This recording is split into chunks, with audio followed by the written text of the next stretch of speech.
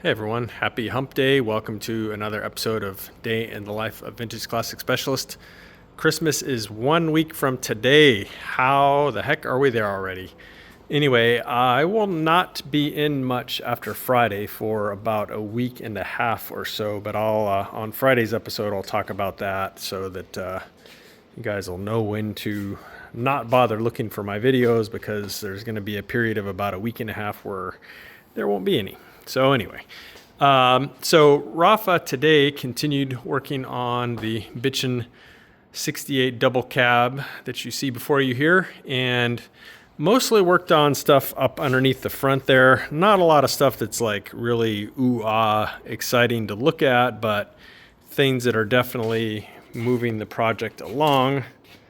Even though they're not very exciting to look at, I will crawl onto the ground here for you guys' entertainment and show you what he did. Let's get some light going on here. There we go. So the bracket which was missing on this bus is this sort of U-shaped piece that you can see right here. So normally that is spot welded to the floor, but this bus got a brand new floor in it at some point, and I guess they didn't scavenge that bracket off the original floor, or for whatever reason the bus did not have that. But it's absolutely necessary because you can see the throttle linkage down here is pretty much hooked up to that thing. So without that, you got no throttle linkage. So anyway, he had fabricated that yesterday, and so today he went ahead and attached it and went ahead and built out the throttle linkage and stuff there. Other than that, under here he connected the e-brake cables. You can see them all greased up there so they operate nice and smooth. He attached the drag link here that attaches the steering box pitman arm to the swivel over there that goes to the tie rods and gives you steering. So yeah, lots of stuff up underneath this bus today. Again, not the most visually exciting stuff to look at, but it's all details that go into building a car from, a pile of parts. So yeah, so that stuff all happened today up underneath here. So let's see.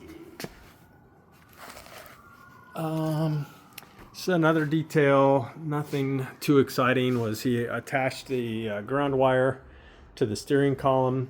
Previously we had thought, and I don't know, Volkswagen changed the way the way the horns on these things were wired, I swear, every few years. And so originally we thought that this one didn't actually have a wire that was grounded out to the steering column tube, but turns out this one actually does need that.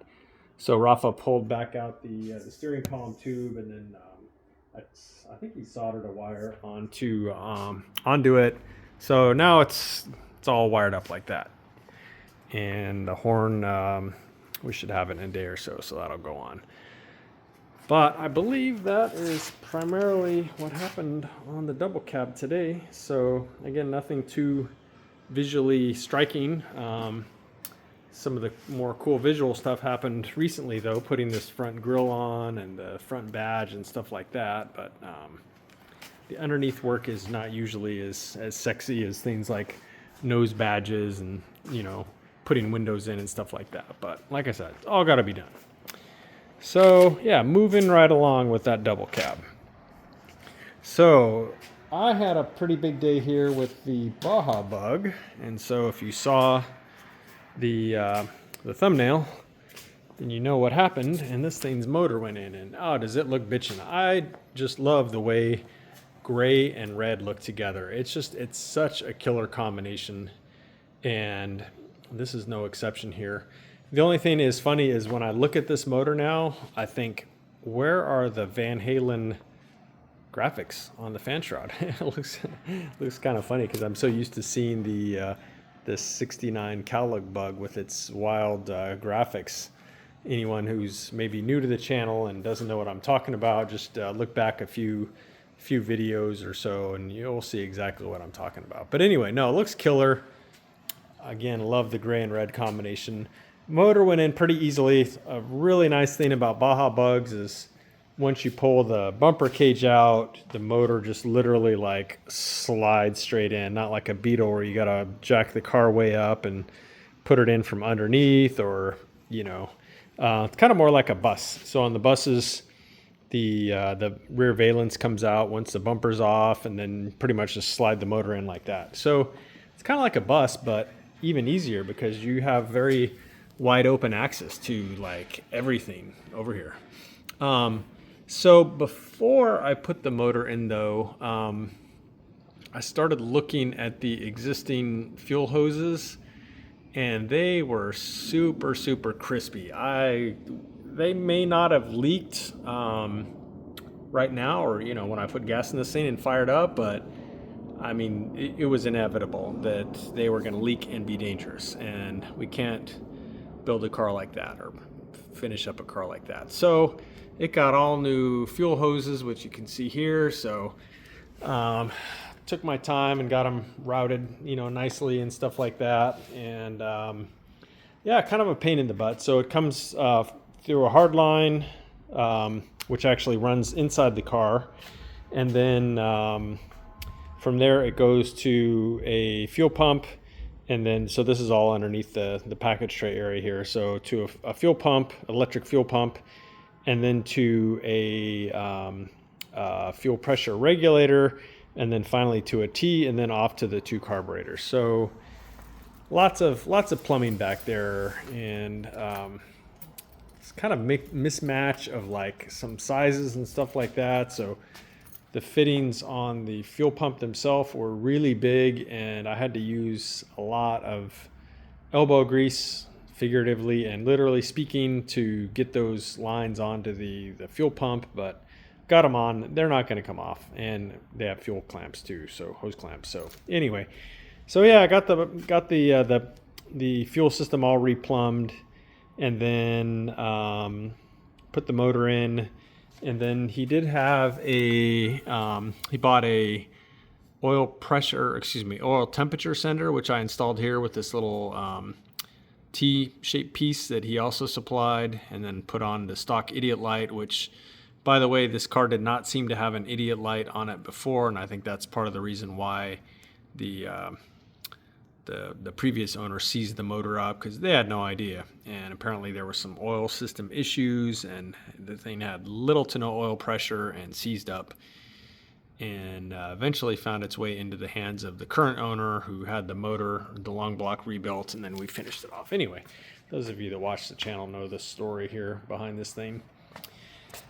So let's see, what else? Let's go to the front of the car. So I finished putting the gas tank in, and I mounted the filler. And this was a little terrifying to cut a big hole here, but I must have measured and marked this up half a dozen plus times to be sure that I was putting this in the right place.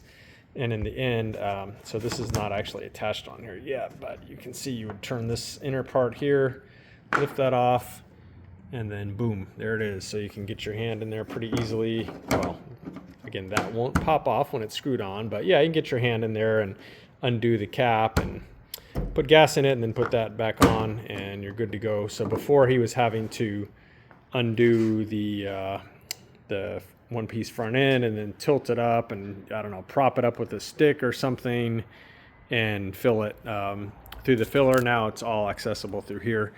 The other thing I did was, in addition to final mounting of the fuel tank, is I put the sender in the fuel tank. So the car is actually going to have a fuel gauge now, which is also going to be nice. So he'll not have to put a stick in his fuel tank or shine his cell phone flashlight in there to see how much gas he has. He can just conveniently look at his gauge. It's like a modern car.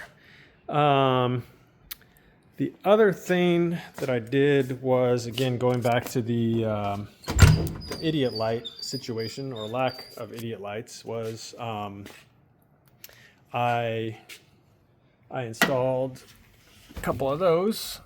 So you can see the green one on the right there, which is, there was an idiot light there. Actually, you can see it right there, but it was an LED style, and it was wired in incorrectly to the alternator, and so it wouldn't have worked, and the alternator probably wouldn't have charged. And then also there was no idiot light for the oil, like I mentioned before. So now that red one right there is going to be wired into the oil pressure switch on the motor, and then we're going to put a little gauge pot here with 2 gauges, so that'll be oil pressure and fuel right here.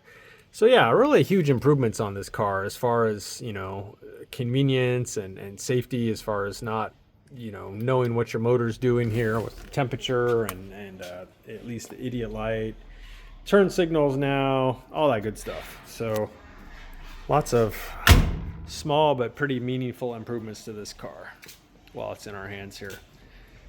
So that is pretty much it for today, guys. Appreciate you watching, and we'll see you again tomorrow for another episode. Bye.